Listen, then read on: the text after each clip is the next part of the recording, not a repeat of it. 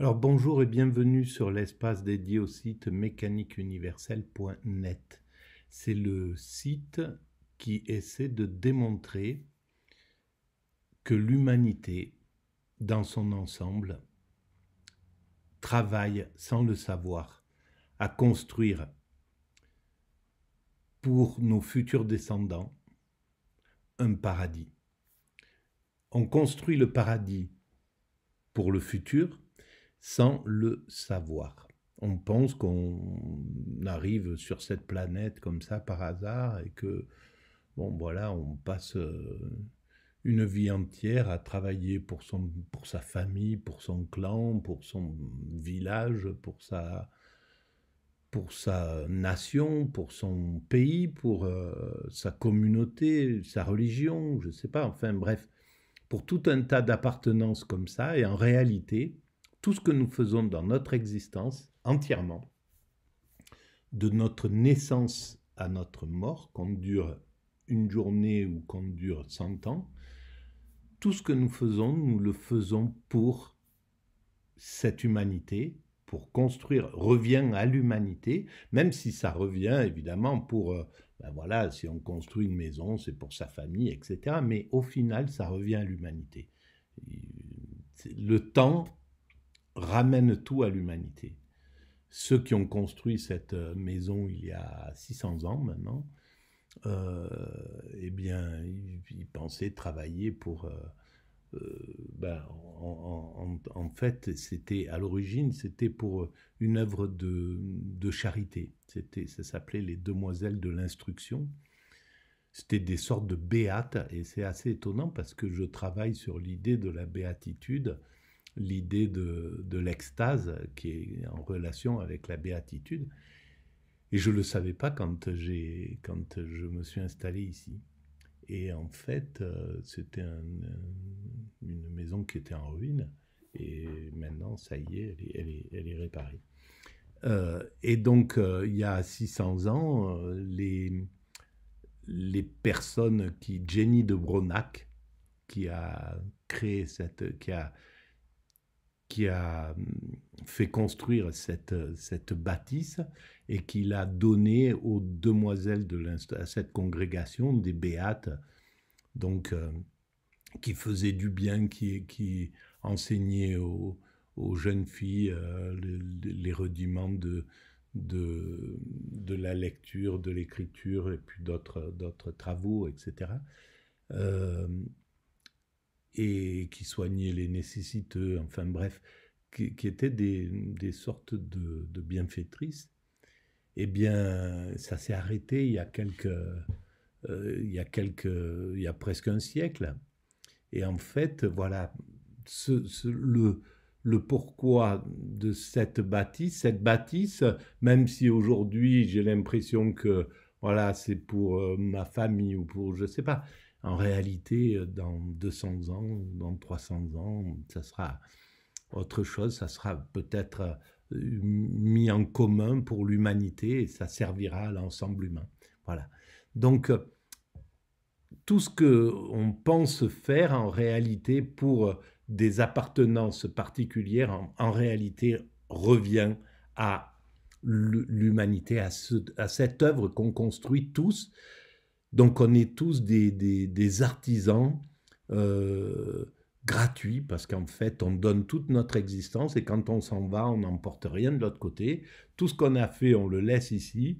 Voilà, tout ce qui ça reste pour l'humanité, quoi, en somme. Et cette prise de conscience, elle est importante il faudra que l'humanité commence à prendre conscience de ça, parce qu'en fait nous sommes des altruistes sans le savoir. Et donc, ça va restaurer un petit peu notre image. On a une image qui est un peu dégradée, alors que, en réalité, nous sommes tous des altruistes et on travaille tous à cette œuvre.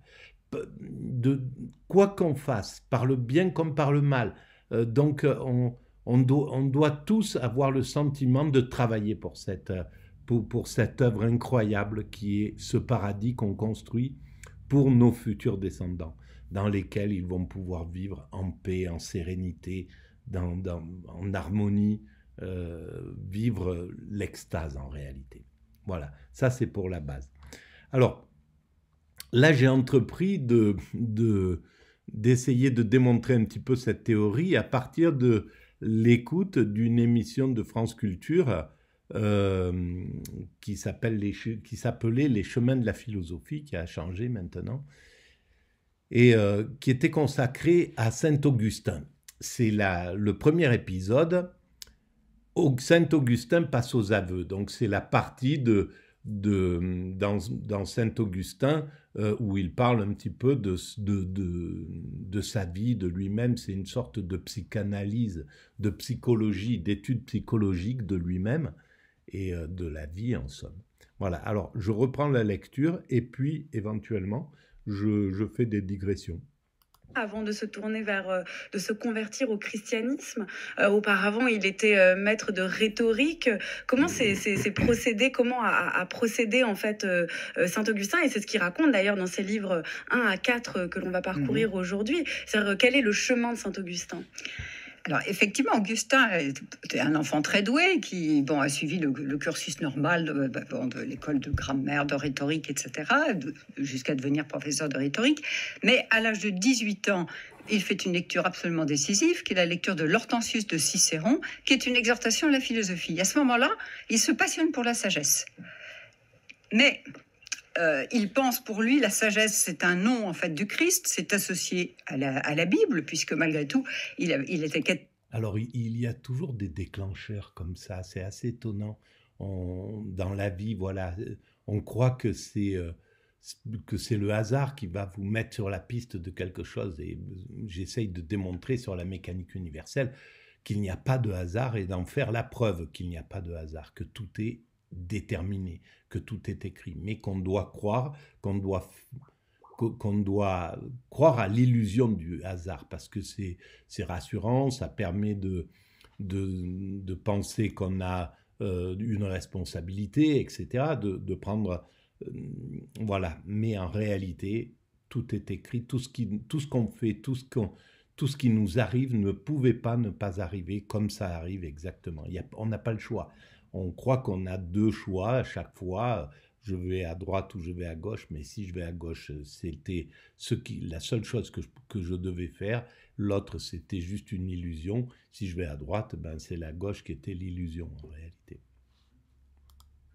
Il était catéchumène, puisque Monique, sa mère, ne l'avait pas fait baptiser, mais avait déjà commencé à l'initier à la doctrine chrétienne. Oui, elle était très religieuse, un petit peu mystique même. Oui, Monique. Et elle n'espérait qu'une seule chose, c'était la conversion de son fils. Et elle a pleuré sur son fils, et au point qu'un évêque lui a dit « Écoute, le fils de tant de larmes ne peut pas mourir, ce n'est pas possible. » Mais en réalité, ce premier contact avec l'écriture est extrêmement...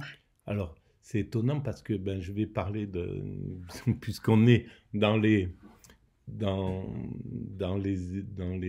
réflexions psychologiques, je vais y mettre un petit peu mon grain de sel. Quand je suis né, ma mère, en fait, je désirais pas du tout d'avoir un autre enfant. Elle était épuisée, elle n'en pouvait plus, elle était vieille. Et elle m'a dit, tu es né avec une poche de larmes. Pour elle, c'était comme ça qu'elle a... J'ai tellement pleuré, elle m'a dit pendant que j'étais enceinte, que tu es né avec une poche de larmes.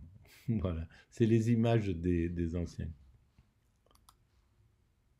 Négatif, et finalement le conduit à plonger directement dans le manichéisme, c'est-à-dire donc dans une secte. Et donc cette secte qui Et je pense que c'est mal compris, le manichéisme. On en a fait quelque chose de négatif au niveau quand on dit qu'on a une réflexion manichéenne, c'est-à-dire qu'on voit que les choses blancs et noirs. On peut parler de George Bush aux États-Unis, vous êtes avec moi, vous êtes contre moi, vous êtes le diable et nous sommes les bons, les gentils, etc.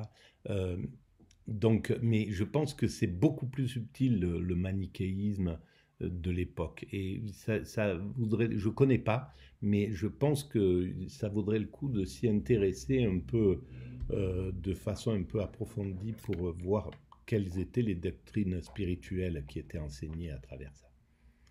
en partie intègre un certain nombre d'éléments du christianisme, mais correspond en même temps à une critique très vigoureuse de la foi chrétienne et correspond à un dualisme métaphysique. Il y a le bien, le mal, la lumière, les ténèbres.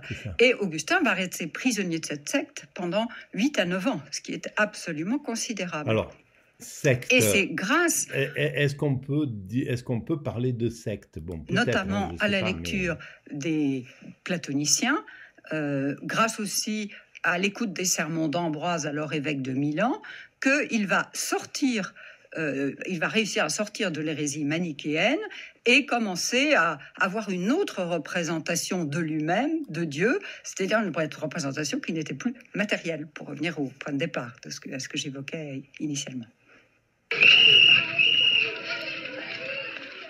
Ah, te voilà, toi.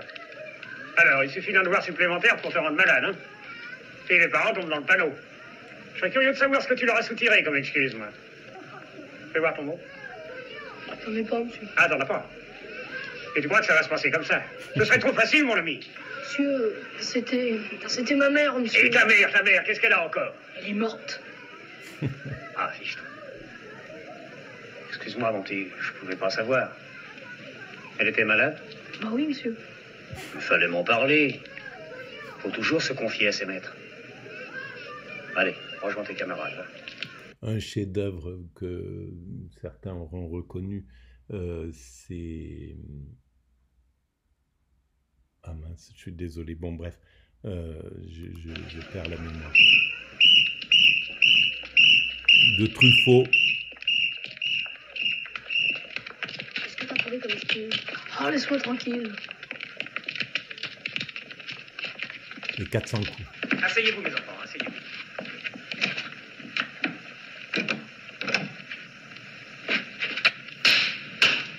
Monsieur le directeur, j'estime que la sanction doit être à la mesure. Mais la mesure... Exécrable habitude. Nous avions prolongé jusque-là nos jeux sur les places, qui n'avaient rien de tentant. J'estime que la sanction doit être à la mesure. Mais la mesure est dépassée, mon cher. Nous sommes dépassés par l'anomalie d'une telle faute. Seuls les parents ont pouvoir de sévir. On s'expliquera tous les deux ce soir à la maison.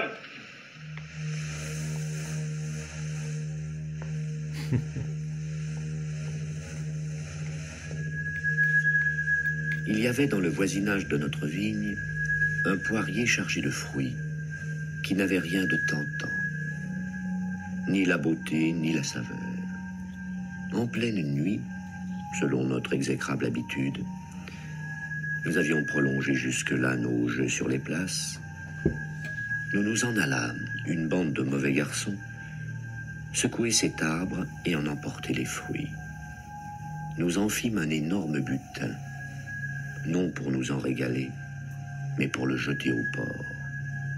Sans doute nous en mangeâmes un peu, mais notre seul plaisir fut d'avoir commis un acte défendu. Voilà mon cœur, ô Dieu. Voilà mon cœur dont vous avez eu pitié au fond de l'abîme. Qu'il vous dise maintenant, ce cœur que voilà, ce qu'il cherchait dans cet abîme pour faire le mal sans raison, sans autre raison de le faire que sa malice même. Malice honteuse. Et je l'ai aimé. J'ai aimé ma propre perte. J'ai aimé ma chute. Non l'objet qui me faisait choir, mais ma chute même, je l'ai aimée. Oh, laideur de l'âme qui abandonnait votre soutien pour sa ruine et ne convoitait dans l'infamie que l'infamie elle-même. Misère, qu'ai-je donc aimé en toi, ô mon larcin, crime nocturne de mes 16 ans? Ai-je pu prendre plaisir à ce qui n'était pas licite pour la seule raison que ce n'était pas licite?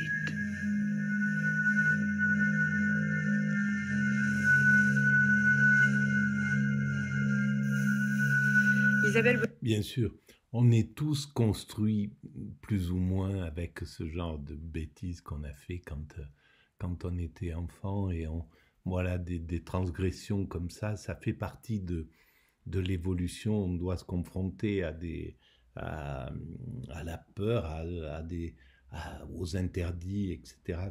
C'est vraiment... C'est classique, on va dire, pour la plupart d'entre nous.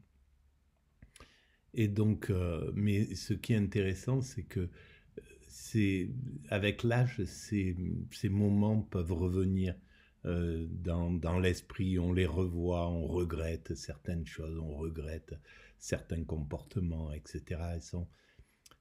Ça fait un travail, alors ça c'est pour des choses absolument anodines, mais comme quoi le remords est un des moteurs de l'évolution vers la perfection, justement. Parce qu'on ne peut pas impunément, pour la plupart des êtres humains, commettre des choses qui sont injustes, faire des actes qui maltraitent autrui ou quoi que ce soit, sans avoir ce remords au fond de soi, sans avoir quelque chose qui nous travaille. Et ça me rappelle encore une chose, ma mère était très violente, pour revenir à cette idée-là. Elle était vraiment particulièrement violente. Et à la fin de sa vie, donc, elle m'en avait jamais parlé, ni rien, mais bien sûr que je me rappelais de cette enfance que j'avais endurée. Et vers la fin de sa vie, elle m'a dit un jour, c'est toi que j'ai fait le plus souffrir. Et cette phrase, eh bien, je pense qu'elle m'a sauvé. Alors, moi, à l'époque, je ne connaissais pas la psychologie, ni rien. Je ne savais pas qu'elle avait besoin de parler, qu'elle avait besoin de dire, d'exprimer tout ça. Je lui ai dit, c'est pas grave, c'est passé, c'est comme ça, non, t'inquiète pas, etc. Bon, voilà, j'ai minimisé cette chose, alors que ça serait maintenant, je lui dirais, oui, ben, c'est vrai, maman, mais... voilà, je comprends les choses, il y a des circonstances qui ont fait que c'est comme ça. Et puis, j'ai transcendé tout ça j'en ai fait de l'art, figure-toi, grâce à ça. J'ai tout transformé d'une façon positive. Et explique-moi, vas-y, vide ton sac, dis-moi ce que tu ressens. Qu'elle puisse en parler, parce que ça l'a étouffé toute son existence, malheureusement. À la fin de sa vie, quoi, comme ça. Et voilà. Donc, ce remords, il est fondamental. Et cette parole de remords, je pense qu'elle m'a sauvé. Je pense qu'elle a fait quelque chose elle a effacé tout le reste, en fait. Parce que d'un seul coup, elle me reconnaissait derrière cette phrase. Et pourtant, elle n'a pas dit autre chose. Hein. Ça a été cette phrase-là. Puis après, elle est passée à autre chose et elle est redevenue aussi impérative et aussi voilà, qu'avant. Mais ça a libéré quelque chose. Voilà. Gaucher, on vient d'entendre le fameux épisode du vol de poire qui apparaît dans le livre 2 des Confessions au chapitre 4, paragraphes 9 à 14. En gros, en fait, toute la fin du deuxième livre est consacrée en fait à l'analyse ensuite de ce vol de poire par Saint-Augustin. On a entendu juste avant l'extrait du film de François Truffaut, Les 400 coups. Effectivement, Saint-Augustin, dans les 4 premiers livres en tout cas, raconte ces 400 coups. Et là, ce vol de poire s'apparente en fait à un aveu. Dans quelle dimension les confessions sont aussi une manière de parler contre soi-même, une manière de s'accuser et d'avouer une faute qu'il aurait commise? Alors, il est certain que les confessions sont aussi un aveu, des aveux de son péché. Et en même temps, je dirais indissociablement, des aveux de la miséricorde de Dieu qui lui a pardonné ses péchés et qui peut-être aussi l'a gardé de fautes plus graves. Car, bon, peut-être imagine-t-on un peu trop rapidement qu'Augustin était un épouvantable pécheur, parce qu'évidemment, quand on lit ces textes, on a l'impression vraiment qu'il s'accuse lui-même à un degré peut-être sans commune mesure avec la réalité de la faute. On dirait qu'il prend même plaisir à s'accuser quand il dit « j'aimais le vol pour le vol et non pas pour les poires elles-mêmes pour le fruit ». On dirait qu'il prend plaisir. Mais il n'y a pas de plaisir à s'accuser. Non, je ne pense pas, je suis désolé, mais de contredire ça, je pense que c'est un pédagogue, il veut expliquer les choses, il veut expliquer le bien que ça fait de pouvoir aller retrouver en soi des choses dont on n'a pas été fier. C'est quelque chose de vraiment super important. Il travaille pour ses frères humains, et ça, je trouve que c'est pas assez bien vu dans cette réflexion-là. En fait, en rajouter sur sa culpabilité. Alors, je crois qu'effectivement, ceci nous alerte en fait sur le sens de ce récit. Parce que si on regarde la matérialité de la faute, un vol de poires, et en plus des poires mauvaises que personne n'aurait mangées, est en fait une pégadille. Donc ça n'a aucune importance. Donc ce n'est pas la gravité de la... Ça a justement, ça n'a pas d'importance, mais bien sûr que ça a un peu d'importance, parce que pour l'avoir fait dans mon village quand j'étais enfant, pour avoir été chipper des cerises ou des choses comme ça, en réalité, ça agresse quelqu'un, ça agresse la personne qui a son arbre fruitier qui vient le lendemain et qui voit qu'une partie a été... ravagé, c'est quelque chose qui fait... Donc il y a du mal qui a été réalisé, même si c'est un piètre mal, c'est un petit mal, mais globalement c'est quelque chose qui va toucher, et qui va toucher même de façon intense en réalité, parce que c'est celui qui vit quelque chose comme ça, voilà, de temps en temps, il m'est arrivé, ma voiture est dans la cour, de voir que la voiture a été ouverte quand quelqu'un s'est installé, a pris les 2 ou 3 euros qui étaient posés là.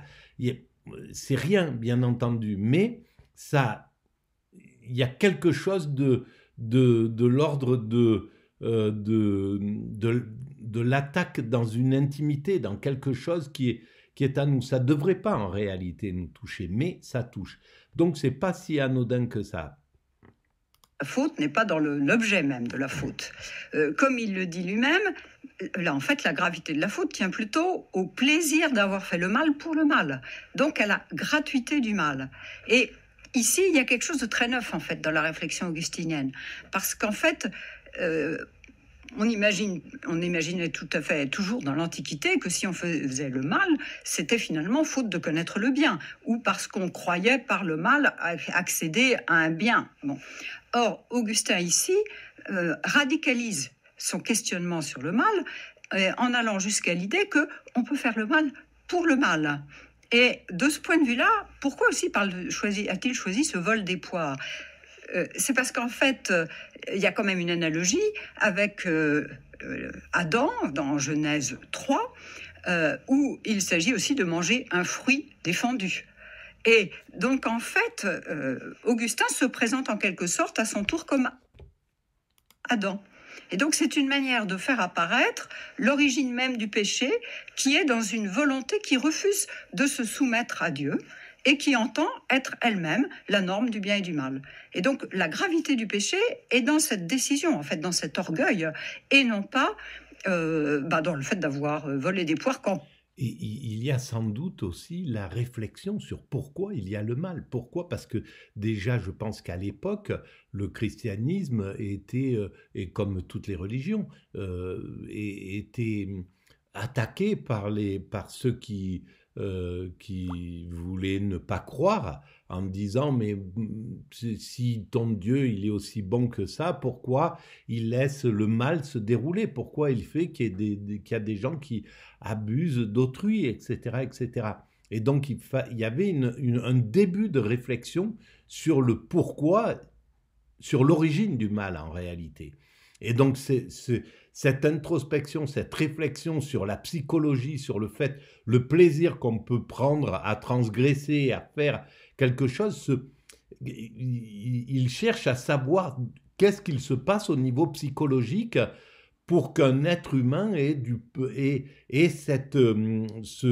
ce côté un peu sadique de vouloir faire quelque chose à autrui, en somme. Parce que là, ces poires, si c'était des poires qui appartenaient à tout le monde, c'était pas grave. C'est que s'il se sent, s'il trouve que son acte a été injuste, c'est que ces poires appartenaient à quelqu'un en réalité. En plus, il n'a même pas mangé. Et ce qui est intéressant aussi dans ce récit, c'est qu'Augustin n'est pas seul. Il est avec une bande de copains. Et c'est aussi une manière de souligner un aspect de donc la doctrine de ce qu'on appelle le péché originel, mais qu'il thématisera plus tard, à savoir le fait que le péché que je commets, je ne le commets jamais. Enfin, ça n'a pas d'incidence uniquement sur moi, mais ça a toujours d'incidence sur les autres. Et surtout, si je le commets, c'est parce que moi-même, j'ai été aussi entraînée par d'autres. Et donc, je ne suis jamais non plus totalement responsable de mon péché. Je suis en même temps tout autant victime que responsable du péché que je commets. Mais c'est intéressant ce que vous dites, Isabelle Bauchet, parce que ce qui est en jeu aussi dans ces confessions, c'est qui prend la parole, c'est-à-dire Saint Augustin, d'où parle-t-il? D'un côté, il dit qu'il a été un enfant dont il n'a aucun souvenir, de l'autre, il revit les événements passés, ce vol de poire, au point que l'on a l'impression qu'il a du plaisir à nous raconter ce larcin. En même temps, on sait après que en fait, finalement, il va changer. C'est l'histoire d'une conversion, ces confessions.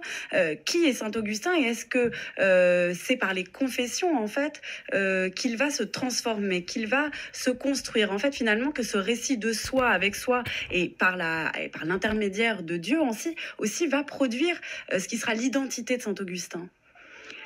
Alors effectivement, je pense que ce qui est important, c'est ce qui advient par le récit.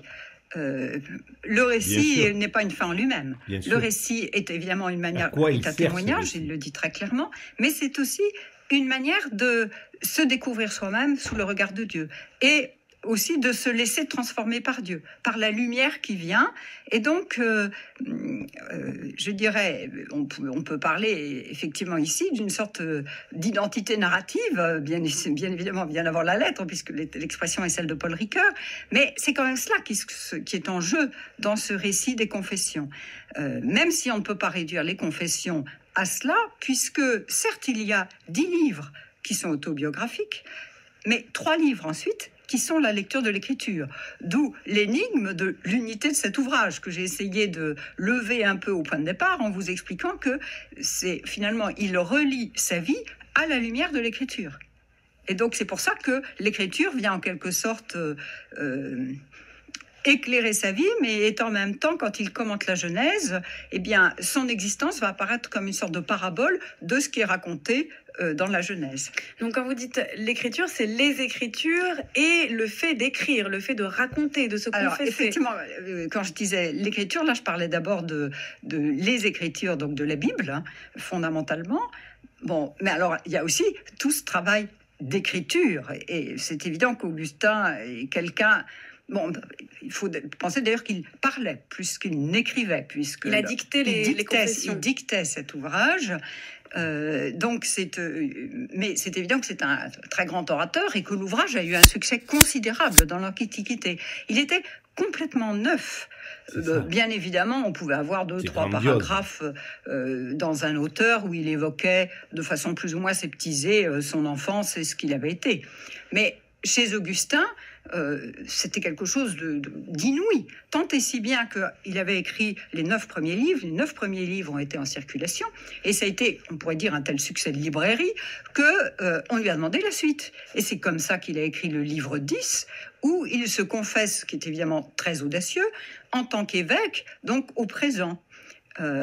C'est-à-dire, il a rendu public ses confessions. Ses propres... En fait, ce travail, il est inouï. Il est inouï, en fait. C'est dommage, je ne l'ai pas lu, mais il est inouï. Alors, déjà, Saint-Augustin, il est né dans ce que nous appelons l'Algérie aujourd'hui, dans ce que...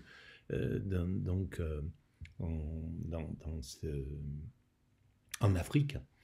Et son travail...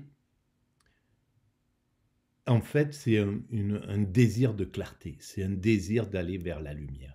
C'est tout le travail, et c'est le travail, il mime pas que la religion. Bien sûr que la Bible parle d'aller vers libérer son cœur, etc., devenir une sorte de transparence, rentrer dans cette transparence, mais l'humanité, c'est le chemin de l'humanité. L'humanité va vers sa perfection, quand je dis ça, cette perfection, c'est l'être humain qui devient absolument transparent. C'est-à-dire que là, autrui, on ne sait pas ce qu'il pense, on ne sait pas s'il représente un danger, s'il est là. Il y a toujours, des fois on est surpris, on a des gens avec qui on se sent presque en amitié, et puis on se rend compte à un petit mot qu'il y a de la jalousie derrière, qu'il y a quelque chose d'un peu méchant qui est là, qui était sous-jacent, et on se dit mais d'où ça vient, comment ça se passe? Et l'esprit, il est tellement bien caché chez l'être humain encore, que l'autre représente un danger, l'autre représente quelque chose qu'il peut potentiellement être un danger. Et bien ça, l'humanité le résoudra. Autrui deviendra aussi limpide qu'un enfant, comme le dit Nietzsche. On ira dans cette clarté absolue. Et en fait, son travail là, c'est quelque chose, c'est pour ça que là, je viens de mesurer à quel point il est important ce travail de Saint-Augustin.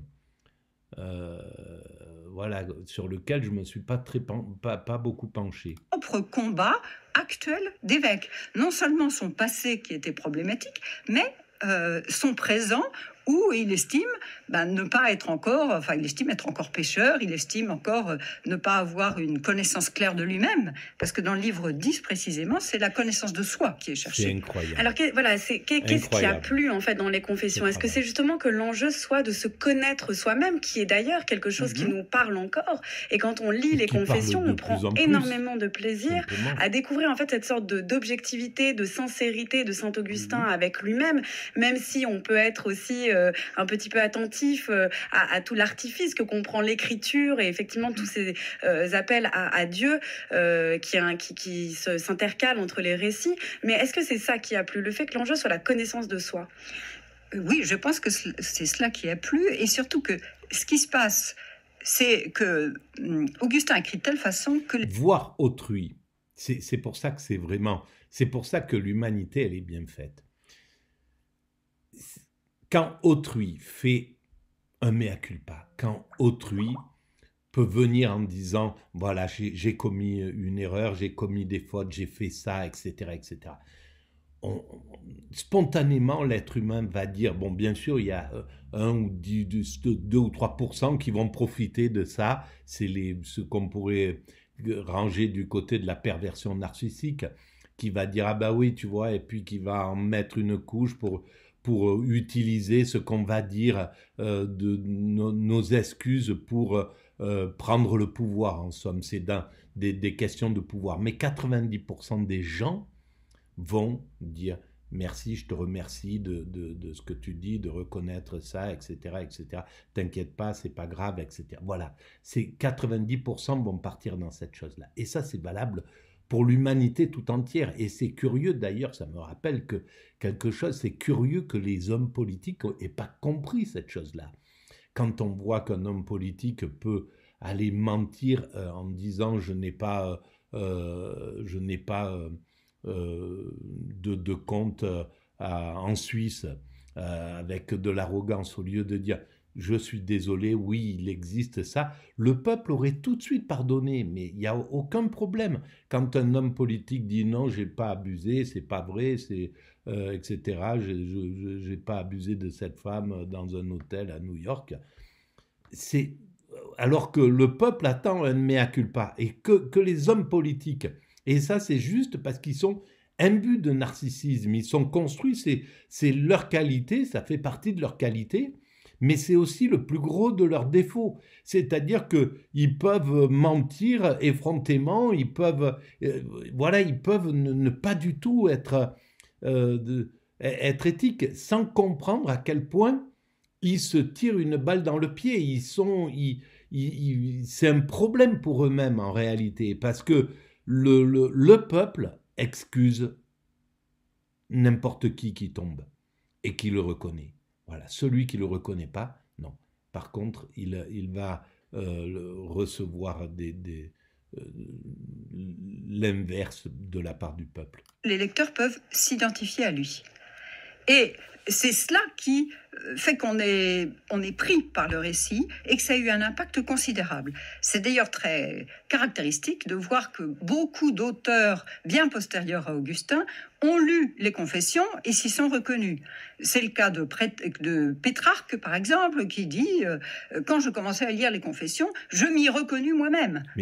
Bon, et on se reconnaît toujours dans quelqu'un qui a le courage de dire voilà, regardez-moi, je suis un pécheur, quoi. En gros, j'ai commis telle ou telle chose. On se reconnaît tous à l'intérieur de ça. On ne se reconnaît pas, par contre, dans celui qui dit non, moi j'ai rien fait, je suis un saint, je suis parfait, tout est parfait. Voilà. Il est comme tout haletant, hésitant, comme Augustin. Et c'est la même chose aussi de Thérèse d'Avila, qui raconte la même chose dans son autobiographie, et pour qui la lecture des Confessions a été déterminante, a provoqué un tournant de son existence. Donc en fait, c'est cette capacité d'Augustin à écrire un récit tel que le lecteur ou l'auditeur puisse s'identifier à lui. C'est-à-dire que le récit a immédiatement une dimension universelle, grâce à la puissance symbolique, grâce aussi peut-être à l'écriture qui lui permet d'universaliser en fait son propos. Et donc, n'importe qui pouvant s'y retrouver,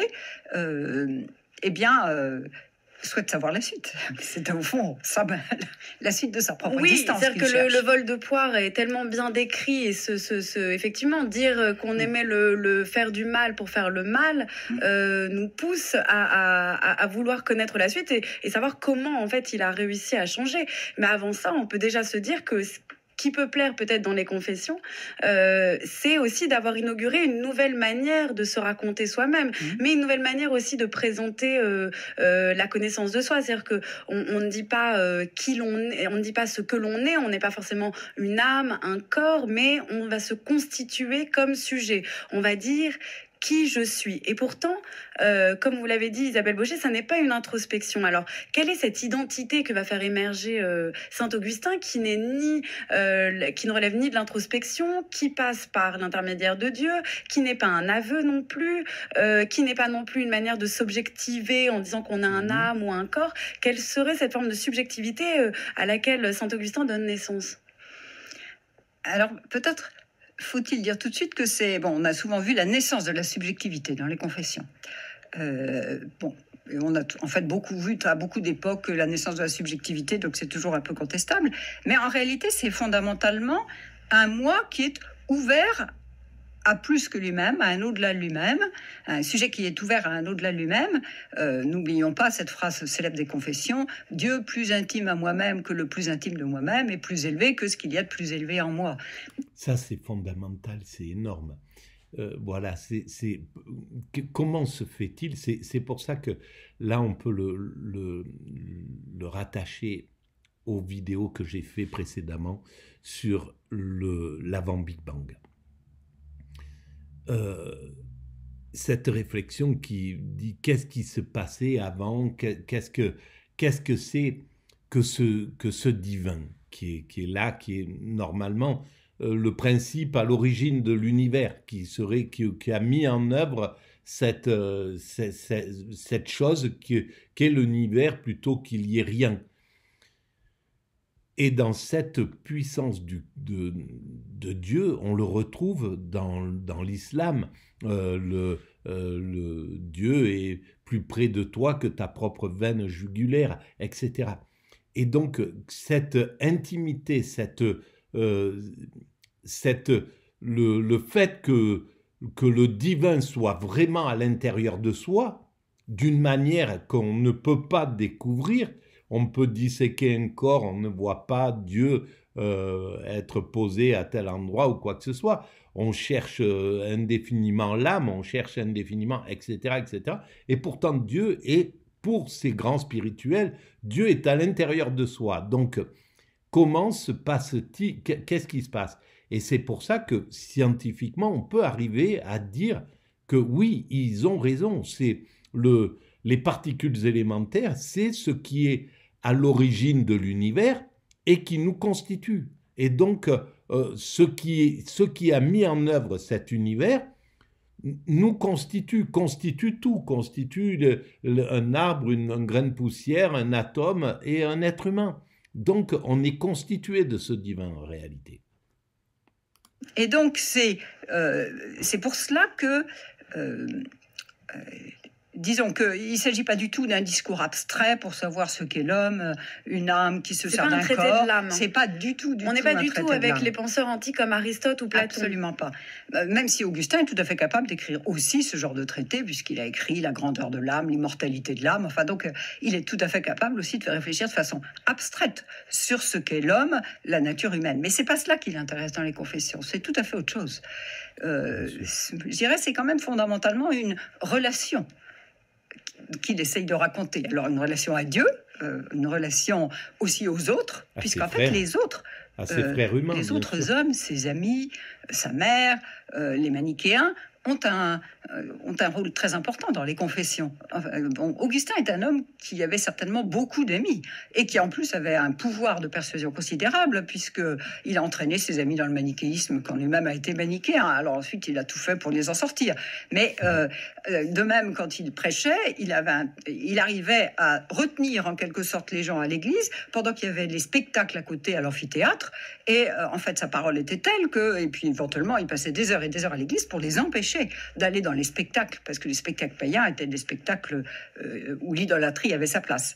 Donc c'est pour vous dire qu'il y a une puissance de persuasion et une parole qui touche l'auditeur et qu'on retrouve évidemment dans ses écrits, dans cette capacité à imaginer quelque chose de totalement novateur, cette analyse de soi-même, ce travail psychologique.